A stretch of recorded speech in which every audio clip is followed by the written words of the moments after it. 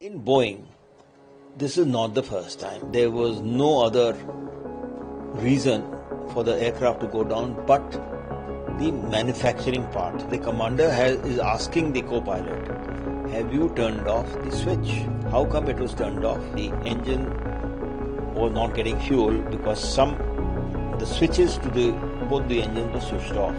Boeing deliberately did not give the training because training costs money.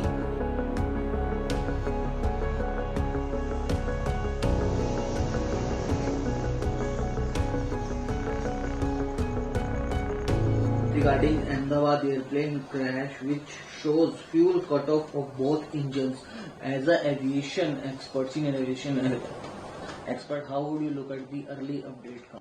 See, whatever little has come out, the preliminary report, which is 15 pages, which I have not been able to read clearly, but it appears that the fuel was cut off on takeoff. So whatever fuel the engine had, it was able to take off. Now the voice recorder, the black box, in that it says that the commander is asking the co-pilot, have you turned off the switch? He said, no, I have not. So obviously neither the commander nor the co-pilot has turned off the switch, which is there. How come it was turned off, which it seemed the commander noticed? Now this is obviously some fault within the aircraft that it got turned off automatically. We don't know. All I am saying is that from whatever I know and read from the report, that it was neither based on the seat of the pilot slipping down, nor on the contamination or a bird hit or any other thing. It was a sheer case that the engine was not getting fuel because the switches to both the engines were switched off. And they were not switched off either by the commander or by the co-pilot. Now, in Boeing, this is not the first time. Earlier, when Boeing 737 MAX, there were two instances of that new plane, which after takeoff again went down and crashed, and people died. In both these cases, it finally came out that the changes were made in the MAX variety of the 737, and training was not given to the pilot. Pilots were not aware of how to handle this situation, and Boeing deliberately did not give the training because training costs money, and they have to bear the cost. So they wanted to save money.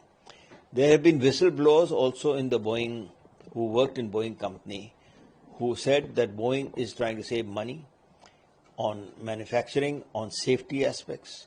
There has been US congressional hearing on this subject, long hearings. They have called the CEO, they have cross-examined him in a bad way. It appears that from the report, from the little bit of the report I've been able to see, that there was no other reason for the aircraft to go down but the manufacturing part.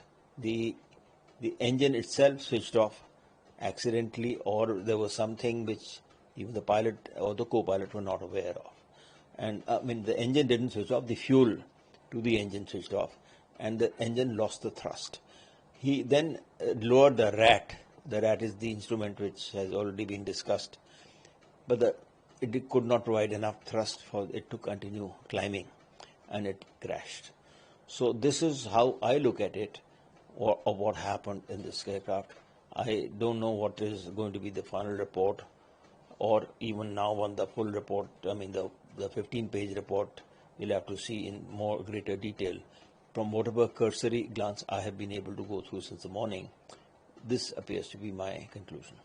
Sir, it may be a technical default or a manufacturing default. It's a serious matter of concern. All planes should be checked before.